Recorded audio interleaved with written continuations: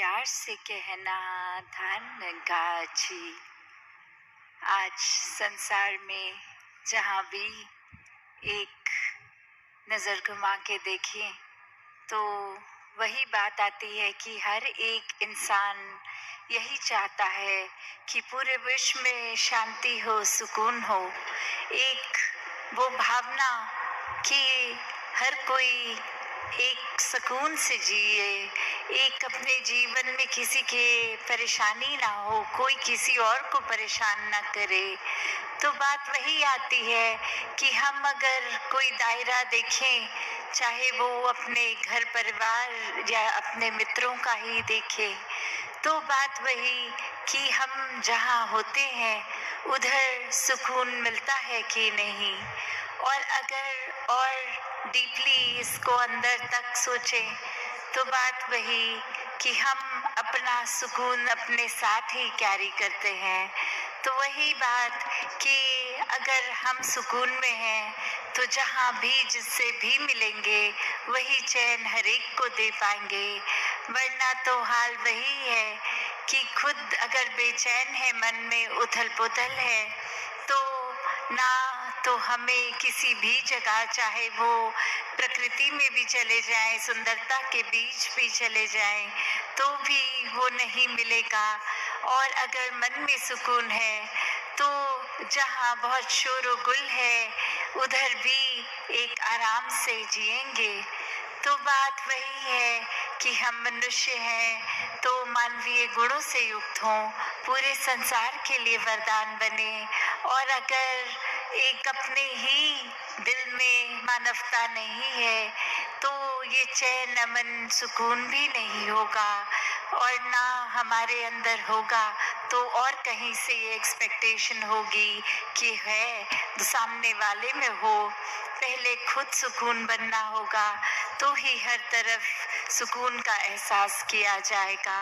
और सबसे बड़ा सुकून ये परमात्मा, तो ये परमात्मा को जानकर इसके साथ जुड़ें ताकि वाकई में ये हर जगह हर समय के लिए परमात्मा के ही दर्शन हो। और साथ ही फिर अपने दिल में जहाँ हम खुद प्यार बन जाएंगे वहाँ एक कामनेस, एक पीस, एक सुकून का भाव रहेगा।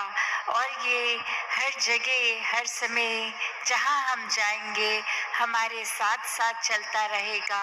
और फिर वो जो रिपल इफेक्ट होता है तो वो शुरुआत होते होते पूरे एक अपने घर परिवार, अपने प्रियजनों के दायरे से फिर और फैलता हुआ एक पूरे अपने शहर, अपने स्टेट, अपने देश, फिर अपने वर्ल्ड तक ये चलता ही जाएगा। तो हमें अपना योगदान यहाँ एक आग बुझाने वालों वाला बनना है, संसार में आग लगाने वाला नहीं। तो हर एक को ये परमात्मा निराकार शक्ति बख्शे कि पूरे संसार के लिए सेवा भाव समर्पित होके करते चले जाएं। एक मन में पहले खुद शांति सुकून का एहसास करें ताकि हर तरफ वो फिर एक ऐसा ही भाव देखने को मिले। सत्संगत जी, धन्यवाद जी। सद्गुरु माता चाह रखा है सारा जहां, पर विडंबना है कि अपने ही स्वरूप से अनजान है हर इंसान। अपने ही स्वरूप में स्थित हो जाना यही सहजता है। योग दर्शन में लिखा है तदा द्रष्टु स्वरूपे अवस्थानम। जब इस परमात्मा का साक्षात्कार हो जाता है फिर अपने स्वरूप में स्थित होना होता है। अपने स्वरूप में स्थित होने के लिए चाहिए कि मुझे अपने स्वरूप का बोध भी हो, और जिसके लिए निरंकारी मिशन की फिलॉसफी कहती है self realisation through God realisation, कि परमात्मा के बोध से आत्मा का बोध होता है। ज्योत जरी जगदीश चे बंदा महाज्योत जी कर तू जान, कि जो महाज्योति अनंकार परमात्मा है इसी की ज्योत ये आत्मा है, जिसके लिए रामचरितमानस में लिखा ईश्वर अंश जीव अविनाशी, कि इस परमात्मा का अंश ये जीव, ये आत्मा है।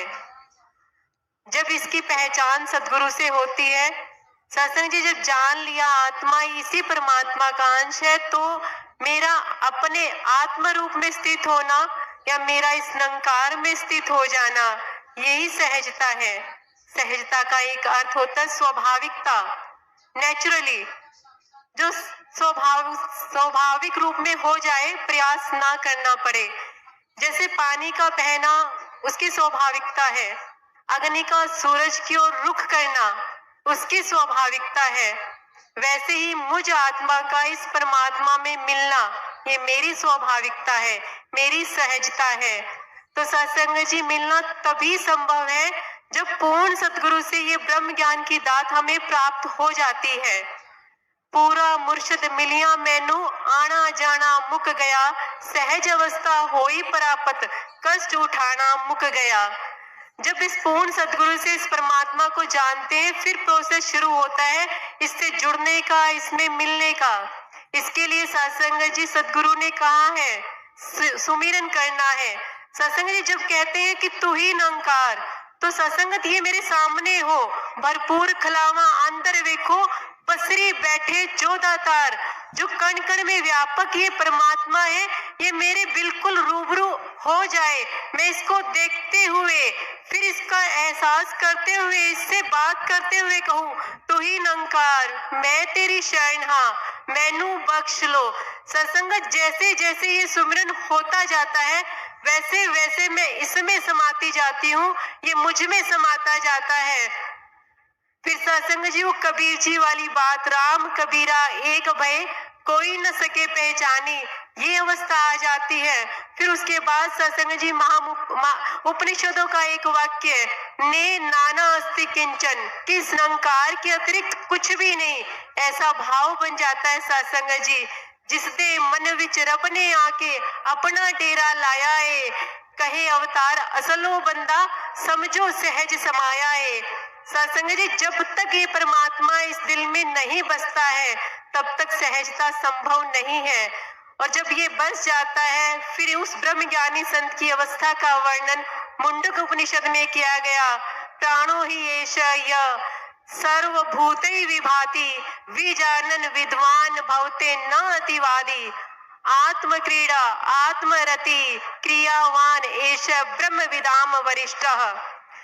कि ये परमात्मा प्राण है, सब प्राणियों के द्वारा प्रकाशित हो रहा है, क्योंकि सत्संगत प्राणों से सब कुछ हो रहा है, प्राण है तो सब कुछ हो रहा है, ब्रह्म है तो सब कुछ हो रहा है। जो ऐसा जान लेता है, ऐसा विद्वान महात्मा न अतिवादी, फिर अभिमान पूर्वक बातें करने वाला नहीं होता है। कैसा हो जाता है? क्रियावान, कार्य तो करता है, लेकिन भगवत प्रीति के लिए, कि परमात्मा को क्या अच्छा लग रहा है वो कार्य करता है। आत्म क्रीड़ा, इस परमात्मा में क्रीड़ा करता है। आत्मरति, इस परमात्मा में रमण करता है। और इनके लिए कहा गया ऐसे ब्रह्म विदाम वरिष्ठ, ऐसा जो ब्रह्म ज्ञानी संत है वो कैसा हो जाता है? इन ब्रह्म वेताओं में वरिष्ठ होता है, श्रेष्ठ होता है। जो ब्रह्म को जान रहे हैं उससे श्रेष्ठ इस ब्रह्म को जीने वाला, जिसके लिए श्रीमद् भगवत गीता में लिखा, सर्वभूत स्थितम यो माम पश्यति यो माम भजति एकत्वम आस्तित, कि जो सब भूत प्राणियों में मुझे देखता है और फिर मेरा भजन करता है, वो एकत्व में स्थापित हो जाता है। और फिर सर्वथा वर्तमानो अपि ऐसा मई वर्तते, वह सब कुछ करता हुआ, अपना कार्य व्यवहार करता हुआ मुझ में ही बरतरा होता है। रब है मेरे अंग संग वसदा, इसके अंदर वसा में, इस विच खावा पीवा पहना, इस विच रोवा हंसा में, ये अवस्था हो जाती है सत्संग जी। मेरा खाना पीना रहना सब कुछ इसके अंदर हो जाता है। फिर सत्संग जी सबके प्रति मेरा प्यार, मेरा सत्कार हो जाता है, प्यार बन जाता है, प्रयास करना नहीं पड़ता है। सोते आते ही वो भाव जो करुणा के, सहनशीलता के, जो सदगुरु हमसे चाह रहा होता है वो आ जाता है। ये सहजता है कि इसके लिए अब एफर्ट नहीं करना है, बस इस निरंकार से जुड़ जाना है। अंत में इतनी ही अरदास प्रार्थना है, सदगुरु की रहमत के सदके निरंकार में ध्यान लगाए, सहज से नाता जोड़ के अपना जीवन में सहजता ला पाए। साथ संग जी प्यार से कहना,